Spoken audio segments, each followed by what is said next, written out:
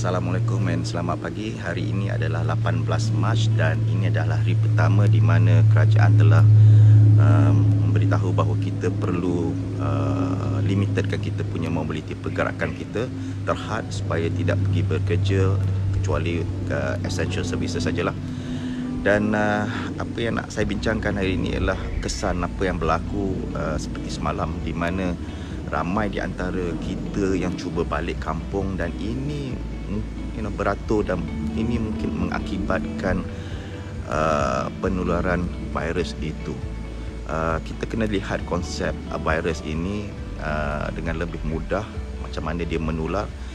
Kalau kita lihat WhatsApp tu sendiri, kita mempunyai banyak grup dalam WhatsApp dan berita-berita yang telah disebarkan dalam WhatsApp itu mudah diviralkan, mudah ditularkan. Mengapa kita mempunyai ramai di antara kita dalam kemungkinan dalam WhatsApp group tu, kemungkinan ramai di antara kita itu seperti pembawa maklumat. Mereka ini adalah orang yang lebih suka untuk menularkan maklumat, sama ada maklumat itu mengandungi berita-berita sahih ataupun palsu.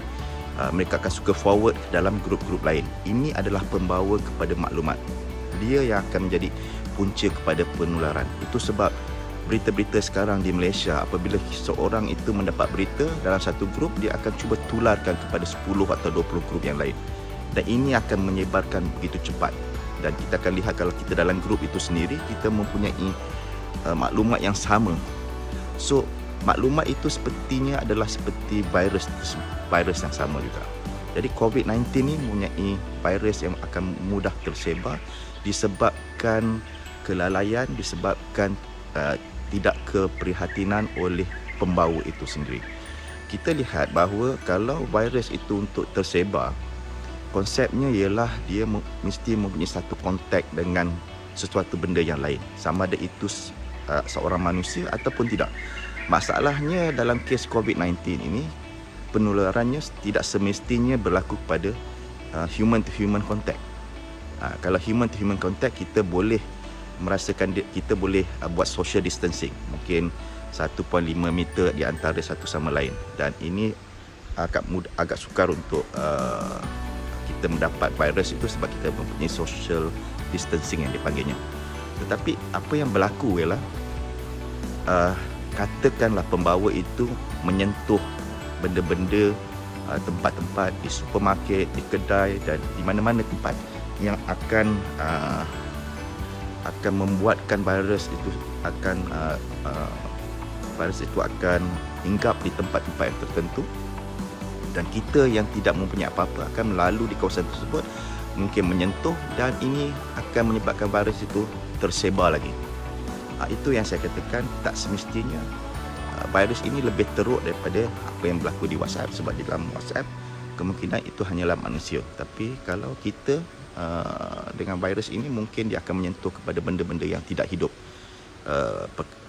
bukan sebagai manusia. Dan ini jadi bagaimana kita hendak membendungnya ialah kita terpaksa containkan.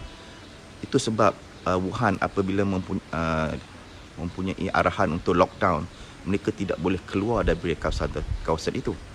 Tapi kenapa kita di Malaysia apabila berlaku seperti ini, mereka terpaksa ataupun mereka balik kampung, yang duduk di asrama terpaksa tak boleh duduk di asrama sebab mereka pun tak tahu macam mana nak beli makanan dan sebagainya. Mereka terpaksa balik kampung, dan ini menyebabkan potensi untuk virus itu tersebar luas. Jadi penularan yang berlaku ini terpaksa diputuskan selama 14 hari sebab apabila kita tidak bergerak, virus yang berada di mana-mana, sama ada di manusia, akan dikesan apabila seseorang itu sakit. Tapi apabila virus itu berada di tempat-tempat yang kita batu ke besi dan sebagainya, cermin, mereka tidak boleh hidup lama. Tapi ada yang dikatakan mereka boleh hidup beberapa hari kecuali kita boleh membersihkannya. Jadi kalau dalam lingkungan 14 hari, kemungkinan kalau kita tak menyentuh bahan-bahan yang tercemar ini, mungkin virus ini akan mati secara sendiri. Jadi dalam 14 hari ini kita boleh contain virus itu. Jadi saya merayu supaya siapa-siapa yang berada di luar sana supaya menghadkan perjalanan mereka dan berhati-hati apabila memegang sesuatu. Okey. Mungkin esok saya ceritakan sedikit bagaimana teknologi seperti IR 4.0 boleh membantu